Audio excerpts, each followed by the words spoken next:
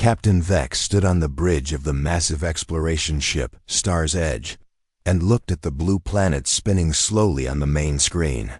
His 4 arms moved across the control panel as he checked the sensor readings for the 3rd time. The data was the same as before. This world called Earth looked like another primitive backwater planet. "Commander Tal, come look at this," Vex called out to his second-in-command. His voice carried the tone of someone who had seen too many disappointing worlds. Commander Tal walked over with heavy steps. His thick gray skin showed the scars of many battles across the galaxy. He had been exploring space for over 200 years. "What do you see, Captain?" "The same thing we always see," Vex replied with a tired sigh. "Another young species that just learned to make fire. Look at their technology readings." The screen showed various data points about Earth. The electromagnetic signals were weak and scattered. The metal structures were simple and crude. Their space technology was laughable. Tiny rockets that could barely escape their own gravity well. "They are still burning fossil fuels," Tal said, shaking his head. "And their population centers are so small. Maybe 50 million in their biggest cities." Science Officer Krim moved closer to examine the readings. Her 6 eyes focused on different parts of the data. "Captain, their industrial development suggests they discovered electricity maybe 100 of their years ago.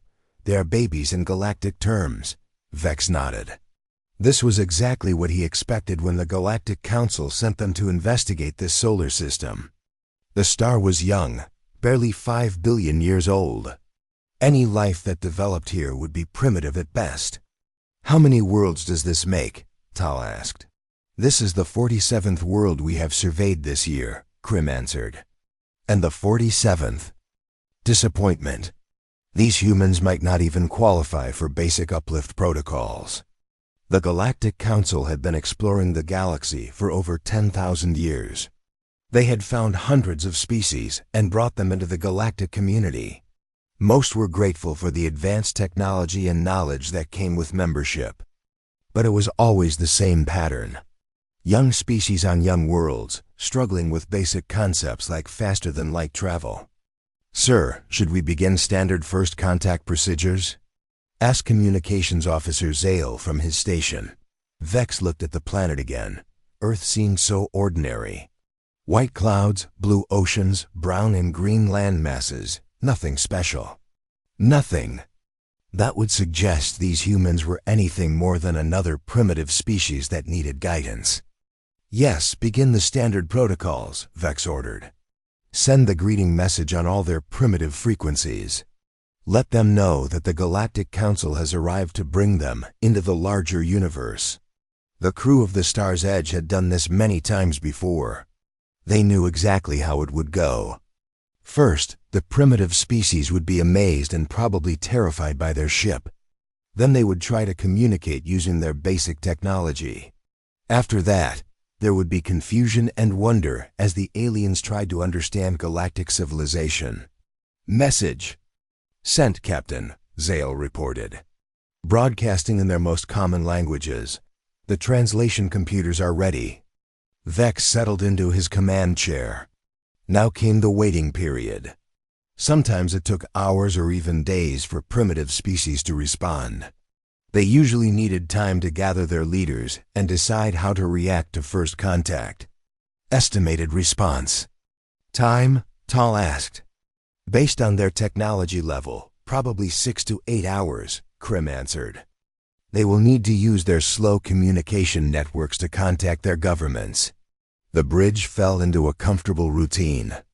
Officers checked their instruments and prepared for the long wait. Some of the crew members made jokes about the primitive rockets they had detected around Earth. Others wondered if these humans had even developed proper mathematics yet. "Captain," Zale called out suddenly, "we are receiving a response." Vex looked up in surprise. "Already? That was fast." "Put it through the speakers." The bridge filled with a clear human voice, speaking perfect galactic standard. The accent was strange, but the words were unmistakable. "Greetings, Star's Edge. This is Earth Traffic Control. We have been expecting your arrival. Please maintain your current position while we prepare proper docking procedures." Complete silence filled the bridge. Every crew member stared at the communication station. Vex felt his four hearts skip several beats. "Did they just speak Galactic Standard?" Tau whispered. The human voice continued. "Captain Vex, we have prepared quarters for your crew of 237 beings. We understand that your species requires a nitrogen-methane atmosphere mix. Commander Tau, we have also arranged for the mineral supplements your people need for proper nutrition." Krim's 6 eyes went wide. "How do they know our crew size? That information is classified. How do they know our names?"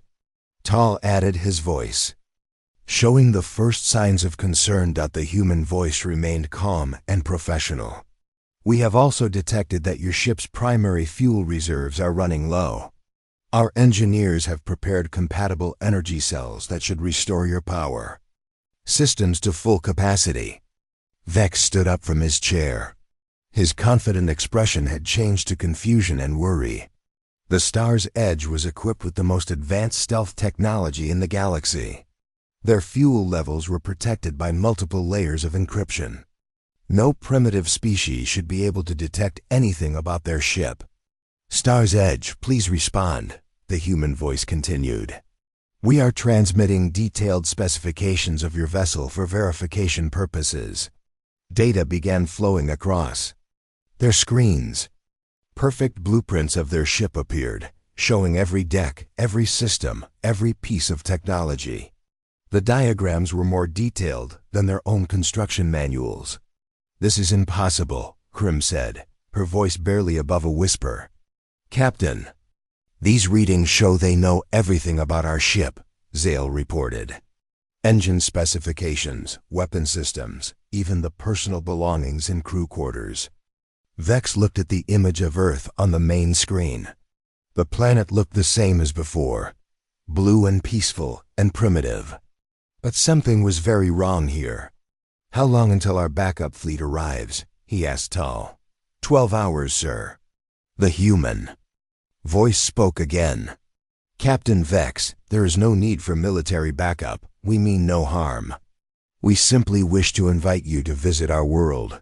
We have much to discuss." A chill ran down Vex's spine. They knew about the backup fleet too. "Sir, what are your orders?" Tal asked. Vex stared at Earth for a long moment. Everything they thought they knew about this system was wrong. These humans were not primitive. They were something else entirely. Something that could see through the most advanced stealth technology in the galaxy and speak their language perfectly. "Prepare an away team," Vex said finally. "It seems we have much to learn about these humans." Dr. Emma Ross stepped into the shuttle bay of the Star's Edge with confidence that surprised the alien crew. She wore simple clothing and carried no visible technology, yet she moved like someone who belonged on their advanced ship. Behind her walked 2 other humans. Dr. Ben Carter and Admiral Mike Stone. Captain Vex watched from the observation deck as the human shuttle docked with perfect precision.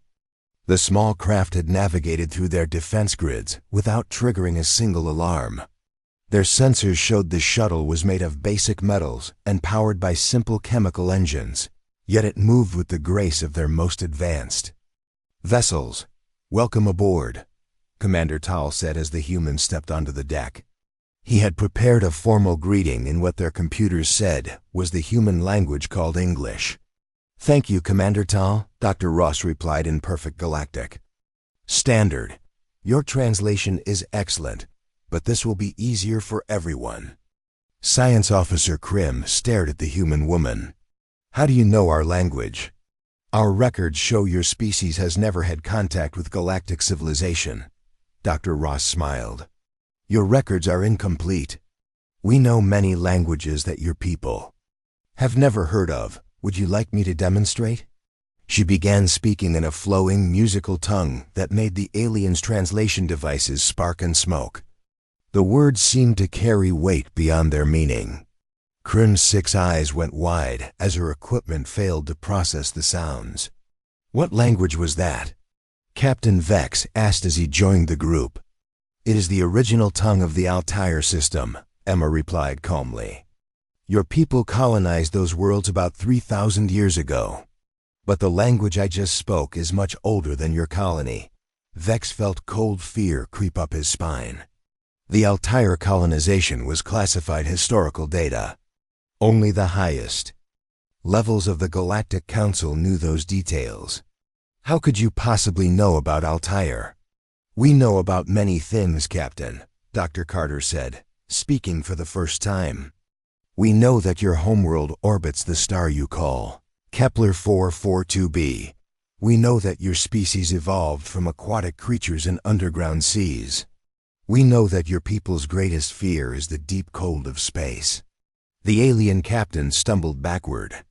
His homeworld's location was a state secret.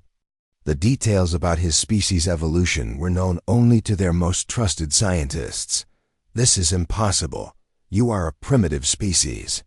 Our scans prove it. Admiral Stone laughed, but it was not a cruel sound. Your scans show you what we want them to show. Captain, perhaps we should talk in your conference room. There are things we need to discuss. The walk to the conference room was silent and tense. The alien crew members they passed stared openly at the humans. Some whispered in their own languages, but Dr. Ross turned and answered their questions before the translation devices could even process the words. You spoke Zephyrian, Commander Tal said in amazement.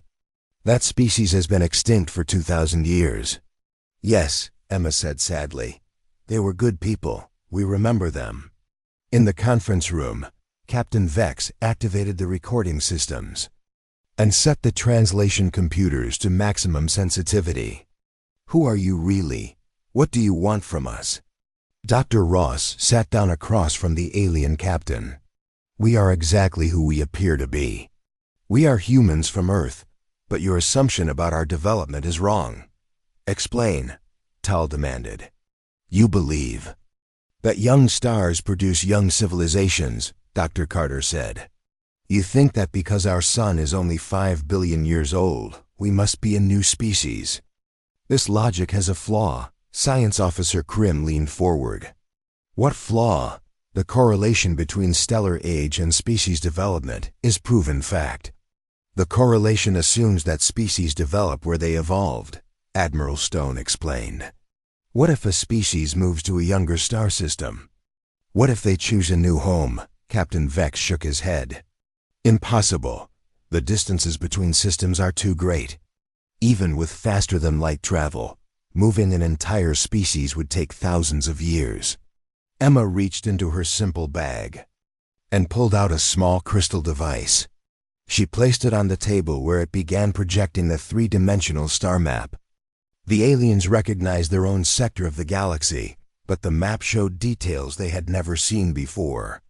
This is our galaxy 47 million years ago, Emma said quietly. Do you see the civilizations marked in blue? The map showed dozens of star systems connected by what looked like travel routes. Advanced civilizations spread across thousands of light years. At the center of it all was a single system marked with a golden symbol. What is the golden marker? Krim asked. That was our first home, Dr. Carter replied. A star system that no longer exists. The star went supernova long before your species left their homeworld. The alien officers stared at the map in stunned silence. The scope of what they were seeing was beyond anything in their historical records. The network of civilizations shown here was larger than the current Galactic Council. You are claiming that humans had an interstellar empire millions of years ago? Vex asked. We are not claiming anything, Emma said. We are telling you facts. Would you like to see more evidence? She touched the crystal device and the star map changed. Now it showed stellar positions from different time periods. The aliens watched as civilizations rose and fell across millions of years. They saw species they recognized appearing and disappearing like brief candles in the cosmic dark. Here, Emma pointed to a cluster of stars. This is where the Viridian Empire reached its peak, about 12 million years ago. Your people consider them legends, but we remember trading with them. And here, Dr. Carter added, indicating another region. The Crystal Builders of Andromeda. Your archaeologists found their ruins and assumed they were natural formations. Admiral Stone touched the map and zoomed in on a familiar system. This is where your people first achieved spaceflight, Captain. We were watching from a research station on your outer moon. Captain Vex stood up abruptly. Stop, this is madness.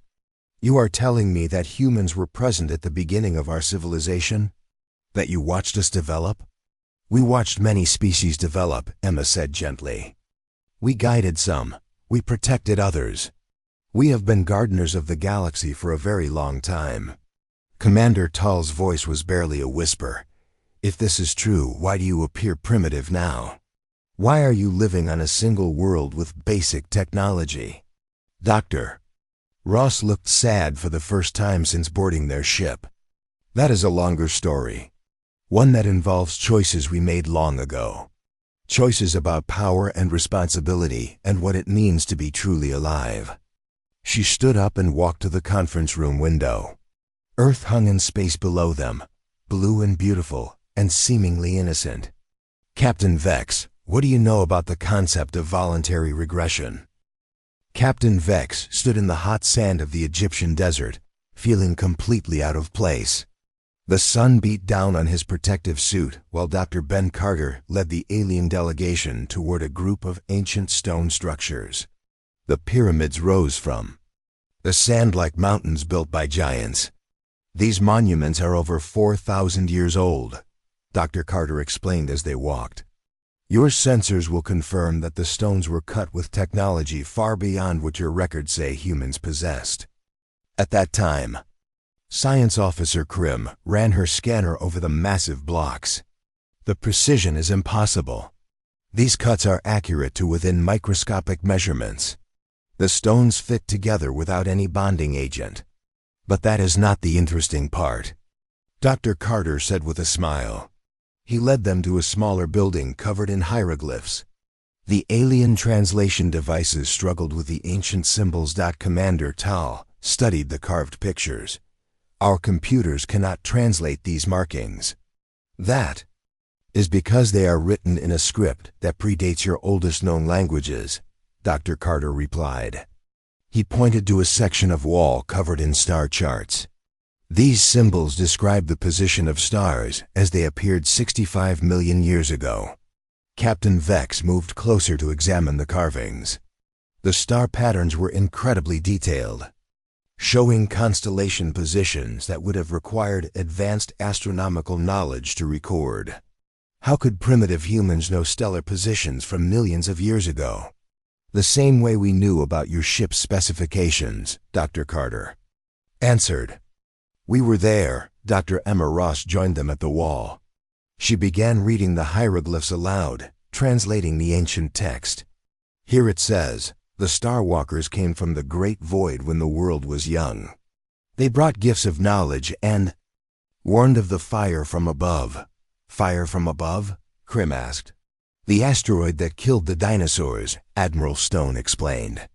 We tried to save them, but the impact was too large to prevent completely. The aliens stared at the humans in growing shock. Every new piece of evidence made their claims more unbelievable, yet the proof was right in front of them. There is more to see, Emma said. She led them to an underground chamber beneath the monument. The walls here were covered in different symbols, these ones made from a crystalline material that glowed softly in the darkness. Tal ran his scanner over the crystal formations. These are made from processed stellarium. That mineral can only be refined using fusion technology. Look at what they show, Dr. Carter said, pointing to the glowing patterns on the walls. The crystals formed a three-dimensional map of the galaxy. Hundreds of star systems were marked with different colored lights. Trade routes connected distant worlds. The map showed civilizations that the Galactic Council had never discovered. "This chart is millions of years old," Krim whispered. "But it shows star systems we only found last year." "We left these records for a reason," Emma explained. "We knew that younger species would eventually develop space travel. We wanted them to understand that they were not alone and that someone had walked these paths before them." Captain Vex studied the galactic map with growing amazement. "You mapped the entire galaxy millions of years ago." "We did more than map it," Admiral Stone said. "We lived in it. We built cities on 1,000 worlds. We connected civilizations across impossible distances." The Admiral touched one of the crystal formations and the map changed. Now it showed the galaxy as it appeared millions of years earlier. Vast networks of light connected star systems. Massive structures orbited stars, harvesting their energy. Space stations the size of moons dotted the trade routes. "This was the height of human expansion," Stone continued. "We had technology that could move planets, control time, and create life itself. We were masters of the galaxy. What happened?" Tal asked. "Where did it all go?" Dr. Ross touched another crystal, and the map changed again. The vast network began to shrink. Lights went out across the galaxy. The great structures disappeared one by one. "We gave it up," she said simply. The aliens exchanged confused looks. Commander Tal spoke for all of them. "You gave up a galactic empire. Why would anyone do that?" "Come," Dr. Carter said. "Let me show you something else." They left the underground chamber and traveled to another location. This time they went to a place called Machu Picchu high in the mountains. The ancient city sat on impossible peaks. Its stone buildings fitted together with the same impossible precision they had seen in Egypt. "More evidence of advanced technology," Krim observed as she scanned the structures. "Yes, but look closer," Carter said. He led them to a specific building where the walls were covered in metal plates. The alien scanners went wild as they approached. "These plates are made from pure neutronium," Tal gasped. "That material can only exist in the core of dead stars. We harvested it from collapsed suns," Emma explained. "We could reach into hearts of neutron stars and take what we needed." The metal plates showed images of human cities that spanned entire continents. Flying vehicles filled the skies. People lived in towers that reached into space. The technology shown in these ancient pictures was beyond anything the current Galactic Council possessed. "But the most important thing is here," Dr. Carter said, pointing to the final image on the wall. The last picture showed humans destroying their own cities. Great machines tore down the impossible towers. Spaceships carried people away from their advanced worlds. The humans in the image looked sad but determined. "You destroyed your own civilization?" Captain Vex asked in disbelief. "We made a choice," Admiral Stone replied. "Power without wisdom leads to emptiness. We had become gods, but we had forgotten how to be human." They traveled to one more location. Deep beneath the Pacific Ocean, human submarines guided the aliens to an underwater city. The ruins were vast, stretching for miles across the ocean. Floor, Krim's sensors showed buildings made from materials that should not exist. "These structures are built from crystallized spacetime. We have only theoretical knowledge of such construction. We built this city in a pocket of altered space," Emma explained as they walked through the ruins. "Time moved differently here. A day inside equaled a year outside." The city showed clear signs of deliberate abandonment. Valuable equipment had been carefully removed. Advanced systems had been systematically shut down. Everything suggested that the inhabitants had left by choice, not because of disaster. "Why show us this?" Tal asked. "What do you want us to understand?" Dr. Ross stopped in front of a large building at the center of the ruined city. Carved into its walls was a simple message in multiple languages, including Galactic Standard. "The children will return to the stars when they are ready to be wise." Captain Vex read the message several times. "Children?" You call yourselves children? Compared to what we once were, yes, Emma answered. We gave up our power to rediscover our humanity. We chose to start over. Captain Vex sat in the human facility deep beneath the Colorado mountains, trying to understand what Dr. Emma Ross was telling him. The chamber around them was carved from solid rock, but the walls showed images that made his mind struggle to process their meaning. The Great Regression began 50 million years ago, Emma explained, her voice echoing in the vast underground space. It was not a disaster or a war. It was a choice made by our entire species. Commander Tal studied the holographic displays that filled the air around them. The images showed human civilization at its peak, cities that covered entire planets, ships that could cross the galaxy in moments, humans who lived for thousands of years and controlled the fundamental forces of the universe. You controlled gravity itself, Science Officer Krim said, her 6 eyes focused on different displays. These recordings show humans moving stars to create better solar systems. We did much more than that, Dr. Ben Carter replied. He gestured to another display that showed humans creating new forms of life. We could design living creatures from pure thought. We could make worlds bloom with life in a single day. Admiral Stone pointed to images of massive structures in space. Those are Dyson spheres around entire star clusters. We harvested the energy of 100 suns at once. Our power was beyond measurement. Captain Vex shook his head in amazement. If you had such incredible abilities, why would you ever give them up? Emma's expression grew sad. Because power without limit becomes a prison. Let me show you what we discovered. The displays changed to show human society from 15 million years ago. Vex expected to see paradise, but what he saw confused him. The humans in these images looked empty and lifeless despite their incredible technology. We had everything, Emma continued. We could travel anywhere instantly. We could live forever. We could create anything we desired with a thought, but we had lost something essential. What did you lose? Tal asked. We lost the ability to feel.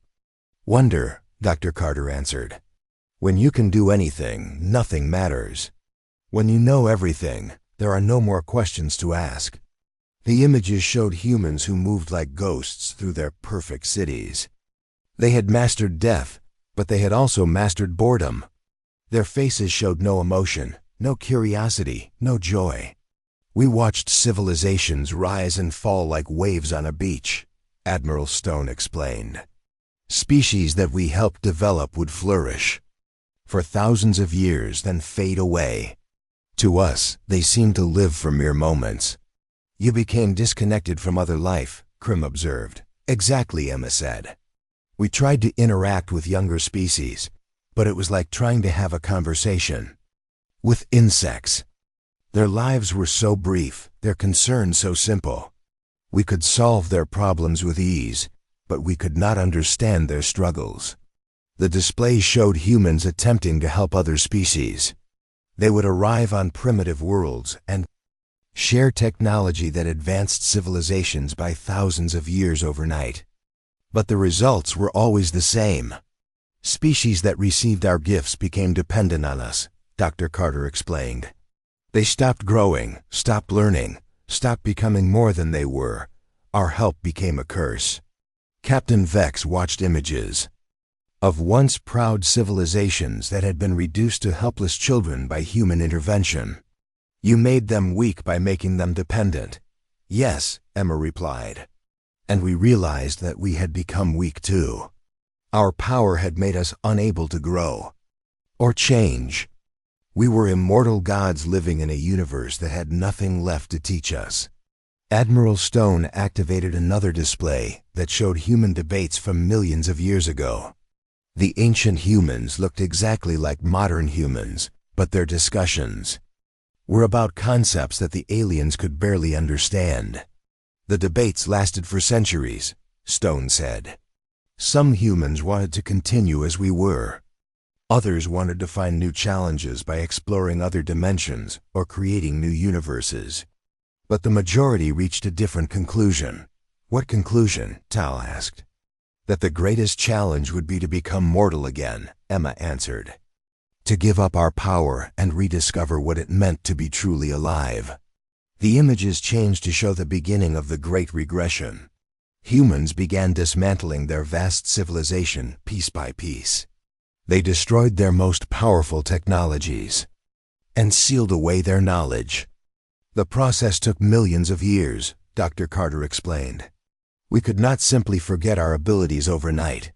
We had to gradually reduce our technology and limit our knowledge. Krim studied the recordings with fascination.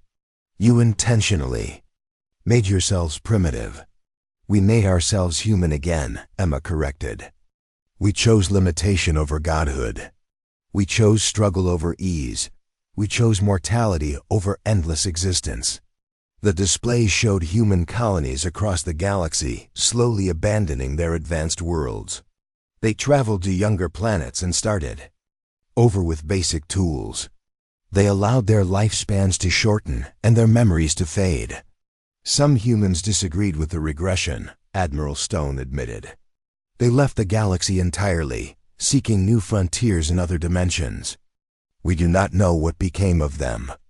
But most of us chose to stay and start over, Dr. Carter added.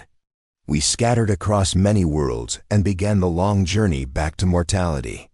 Captain Vex tried to imagine making such a choice. How could you willingly give up immortality and unlimited power? Because we learned that limitation creates meaning, Emma replied. When you only have one life to live, every moment becomes precious. When you cannot do everything, your choices matter. The images showed the final stages of the regression. Humans on Earth had forgotten their cosmic origins and were building simple civilizations. They struggled with basic problems like farming and tool-making, but their faces showed emotions that had been missing from their godlike ancestors. You rediscovered joy, Tal observed. We rediscovered everything, Emma said with a smile. Wonder, love, fear, hope, sadness. All the emotions that make life worth living. Our ancestors who could move stars never felt the simple pleasure of watching a sunset. Admiral Stone pointed to the last display. The regression was not complete. Abandonment of our past. We left guardians and hidden repositories of knowledge. Secret societies that preserved some of our history. We knew that someday humanity would rediscover space travel, Dr. Carter explained. We left enough clues and safeguards to guide our redevelopment when the time was right. And that time is now? Captain Vex asked. Emma nodded. Humanity has spent 50 million years learning to be human again. We have experienced birth and death, love and loss, triumph and failure. We have rediscovered what our godlike ancestors had forgotten. Which is, Krim asked, that the journey matters more than the destination. That questions are more valuable than answers.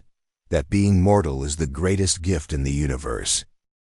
Captain Vex stood in the emergency session hall of the Galactic Council, watching as representatives from hundreds of species argued in dozens of languages. The news from Earth had spread across the galaxy in mere hours, causing the greatest crisis in Council history. This is impossible, declared Ambassador Kren of the Helix Confederation. The species we plan to uplift is claiming to be our predecessor. Our sensors show primitive technology on their world. Dr. Emma Ross sat calmly at the center of the chaos. She had been invited to address the full council, but first they needed to decide if they believed her claims. Around her, the greatest minds in galactic civilization struggled to accept what they had learned. The evidence is overwhelming, Science Director Yule announced to the assembly. His team had spent days analyzing the data from Earth. Every major breakthrough in our technology can be traced back to human ruins that we mistook for natural formations. Commander Tal stepped forward with his report. The star charts and human monuments show stellar positions from before our oldest civilizations existed. The mathematical principles carved in their stones form the foundation of our current science. Chancellor Nix, leader of the Galactic Council, raised his hand for silence. Dr. Ross, you claim that humanity once ruled a galactic empire. You say that you voluntarily gave up this power to become mortal again. Now you offer to share your ancient knowledge with us. What do you really want? Emma stood and looked around the vast chamber. Thousands of alien eyes watched her every movement. We want nothing for ourselves, Chancellor. We want to prevent younger civilizations from making our mistakes. What mistakes? Ambassador Kren demanded. The mistake of believing that power without wisdom leads to happiness, Emma replied. The mistake of thinking that technology alone can solve the problems of existence. Dr. Ben Carter joined Emma at the speaking platform. We offer to share our knowledge freely, but only if the galaxy is ready to learn from our history. Power, without understanding of its consequences, leads to emptiness and isolation. Science Officer Krim stood up from her seat. Our analysis shows that human technology is not primitive at all. They have deliberately chosen simple solutions over complex ones. Their rockets are crude because they want to rediscover space travel. Step by step, is this true? Chancellor Nix asked Emma. Yes, she answered. We could activate the stargates hidden throughout our solar system and travel instantly to any point in the galaxy. But we choose to build rockets and learn the hard way. The journey teaches us things that instant travel cannot. Admiral Stone appeared on the chamber's main screen via video link from Earth. Behind him, massive structures were rising from the ocean floors and desert sands. Ancient human technology was awakening after millions of years of sleep. The stargates are already beginning to activate, Stone reported.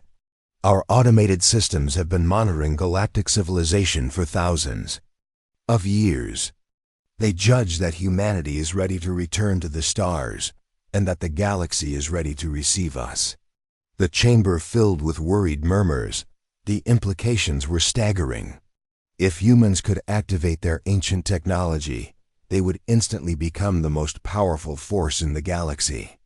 You could conquer us all, Ambassador Kren said, with obvious fear. Emma shook her head. Conquest was the thinking of our godlike ancestors. They believed that power meant control over others. We have learned that true power comes from helping others grow stronger. Chancellor Nix leaned forward in his chair. What exactly are you proposing? A partnership, Dr. Carter answered. Humanity will share our knowledge, but we will do it slowly and carefully. We will not repeat the mistake of giving younger species more than they can handle. We propose that Earth becomes a center of learning, Emma continued. Young civilizations can come to study with us. We will teach them not just technology, but wisdom. Not just how to build powerful tools, but when and why to use them. The chamber fell silent as the representatives considered this offer. Captain Vex stood up from his delegation section. I have seen the evidence with my own eyes, he announced. Humanity's claims are true, but I have also seen something else. I have seen humans who chose limitation over godhood. They gave up immortality to rediscover what it means to be alive. Commander Tall joined his captain. They could have remained as gods, but they chose to become students again. This shows wisdom that our current civilization lacks. Science Director Yule activated a holographic display that showed the galaxy. Our analysis indicates that human technology could solve most of our current problems overnight. Food shortages, energy crises, territorial disputes. They have solutions for everything. But should we accept those solutions? Chancellor Nix asked. Emma smiled. That is exactly the right question to ask. Quick solutions often create bigger problems. True growth comes from struggling with challenges and learning from failures. Admiral Stone's image spoke from the screen. We propose a gradual integration process. Human teachers will work with council scientists to develop new technologies together. No species will receive more advancement than they are culturally ready to handle. What about military applications? Ambassador Kren asked suspiciously. Human. Military technology will remain sealed, Dr. Carter promised. We learned long ago that weapons of ultimate power serve no purpose except to destroy the civilizations that create them. Chancellor Nix called for a recess to allow the delegates to discuss this unprecedented situation. Hours passed as species. Representatives debated among themselves. When the session resumed, the chamber was filled with nervous energy. The Galactic Council has reached a decision, Chancellor Nix announced. We officially recognize Earth not as a primitive world to be uplifted, but as the elder civilization returning to guide us. The chamber erupted in mixed reactions. Some species cheered while others looked worried. Emma waited for quiet before responding.